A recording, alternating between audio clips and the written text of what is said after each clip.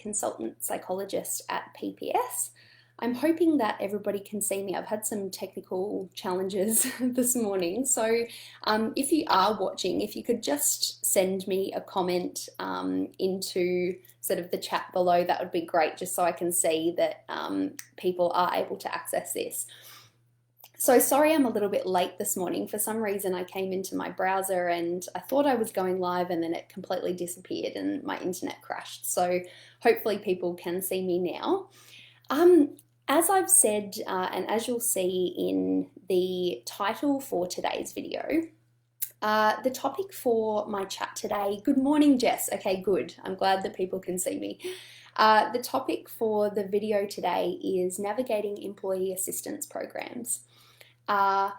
As I say each week, I'll be appearing on a Tuesday morning, normally at 9:15, today a little bit later, to discuss challenges in sort of psychology that we're navigating at the moment due to COVID-19 restrictions, and just providing some support as to ways that you can navigate this time. So feel free to look back at my previous videos.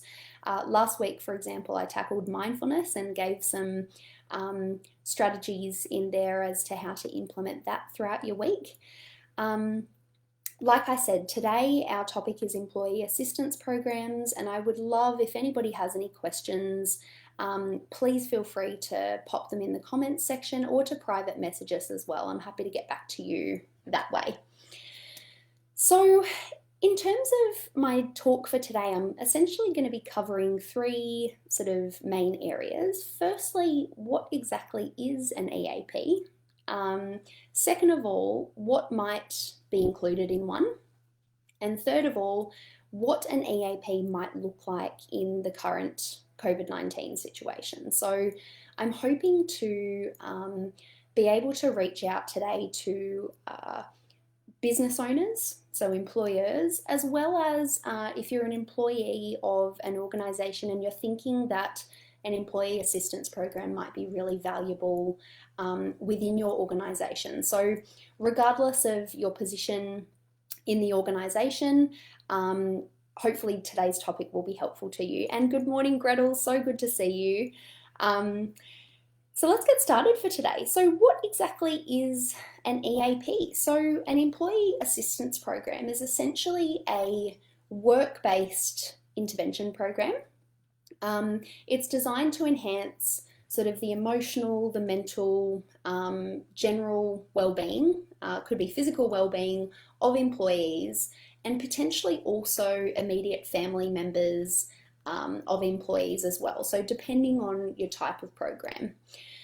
Overall, the aim of an EAP is to provide sort of preventive and proactive interventions for sort of either early detection, identification, or resolution of both work and personal problems that may adversely affect the performance and well-being of staff or employees. So usually EAPs are run through an external organisation. So for example, in the New England region, it might be Centrecare, Anglicare, organisations such as those. In larger cities, there tend to be other larger bodies that can put together EAPs. But essentially, PPS can work with you to determine what kind of EAP may work best for you and your business. So that's what an EAP is. Secondly, I want to talk about what might be included in one. And the good news is that, and this is something that PPS can help you with, is that EAPs can really vary depending on what is required within your business or your organisation. So it can include anything from sort of financial advice and support for employees to legal advice, to health and well-being. So for example, you might set up gym memberships, you might set up massage appointments, those types of things to enhance health and well-being. Communication support, for example, if you think that might be helpful to employees as well. But usually the focus for an EAP is sort of counselling and psychological assistance to support employees. So to ensure you or your staff member are in the best position possible, really, to perform in your or their role. So the idea overall is that the employer provides support in one of these areas free of charge for the employees who need it. And this is where employers can really sort of have a chat with us about what kind of EAP structure might look like, and how you might implement it within your particular business. So like I said, they can be really tailored depending on what you need. So it could be as general as allowing staff in counselling and psychology to target any issue, or it could be more specific, like you might say, let's target drug and alcohol support, let's target family and couples interventions. Whatever sort of the situation is, we can help you with that. Some organisations also prefer to stipulate that the therapeutic support must be targeting something work-related, so it must be something that goes on within the organisation rather than sort of more general psychological support. It can also target as well a specific event that has occurred in the workplace. So some examples of that might be, in awful circumstances, there might be a death of an employee or somebody sort of related to the organisation where you might feel that it's important for your staff to gain access to support for that. It could be that there's a process of organisational change going on, and as a result of that, you want sort of your employees to feel supported to navigate their way through this. In the most recent situation is the COVID-19 scenario. So what this looks like for employees, for example, having to work from home, having to navigate those challenges. As I've mentioned in my previous talks, potentially having to navigate working from home and supporting children who are going to school from home. So you might think that, psychological support is really might really be beneficial in those contexts. So like I said before, this can be sort of, PPS can help really if you're an employer who's interested in applying an EAP to help your staff or yourself cope during this time. But you could also be an employee who thinks it may be beneficial in your work environment. Either way, like I said, PPS can help. So thirdly, I want to talk about what an EAP might look like in our current COVID-19 situation. So a classic example of an EAP is to provide 4 to 6 sessions of psychological or counselling support to your staff. Like I said, free of charge for employees who need this as they're navigating the situation, COVID-19 related challenges, like I said before.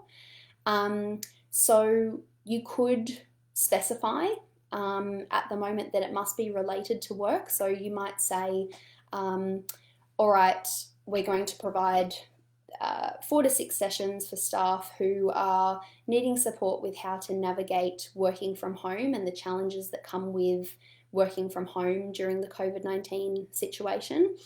Or you could go completely general and say, regardless of what issues you're navigating at the moment, feel free to access 4 to 6 sessions, or even more than that if you feel that that would be sort of appropriate within your organisation and is financially feasible.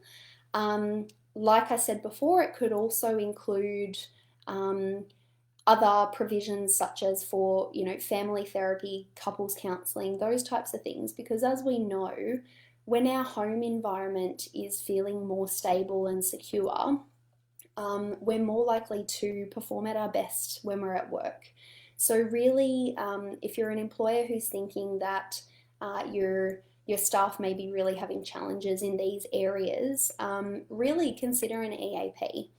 And don't be put off by sort of the potential cost of it. PPS can help work out what is financially feasible for you to hopefully keep your staff well and happy during this time, or at least as much as we possibly can be as we're navigating these challenges. So the underlying message is that this is doable for small business. You can talk to us about specifics. We can provide information, for example, on types of employee assistance programs. Potential providers, like I said before, Centacare and Anglicare are two examples in the New England Northwest region, and potential programs, so what those might look like and how we can help you tailor those to your staff and your specific business. An important thing that I really want to emphasize here, whether you are an employer or an employee who's thinking this might be really beneficial within your organization, is that the information associated with EAPs is completely confidential. So in the same way that if you go and see a psychologist, for example, the person that is going to see the psychologist, even the fact of that is completely confidential. So the person who goes, nobody is aware of who that specific individual is.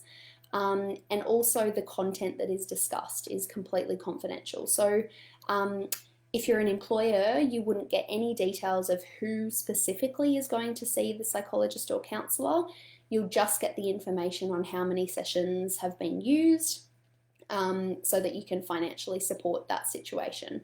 So it's a bit of reassurance for employees and staff who need to access these services, knowing that their employer won't know specifically who it is who's accessing the service and what is discussed, but you know they can have access to that support where it is needed, and hopefully, like I said before, that will sort of allow the staff to feel much more supported in their role, find out ways to navigate the COVID-19 situation and how that affects sort of work and home life, and be in the best position possible to perform their role at their best. So I know it's a bit of a shorter topic for today, but like I said right back at the beginning, if there are any questions that anybody has in relation to EAPs, please feel free to reach out to us. It's an obligation-free discussion to reach out to us at PPS, so please feel free to pick up the phone and give us a call or send us an email. We are more than happy to discuss this with you, and as we have said numerous times before, our main aim is to really support individuals and businesses in rural and regional areas, and particularly during this time, to stay afloat and to keep operating as best they can despite the current challenges. So feel free to reach out to us at any time. I hope today has been helpful, and I will see you all next week for my next talk. Thanks everybody, take care and happy Tuesday.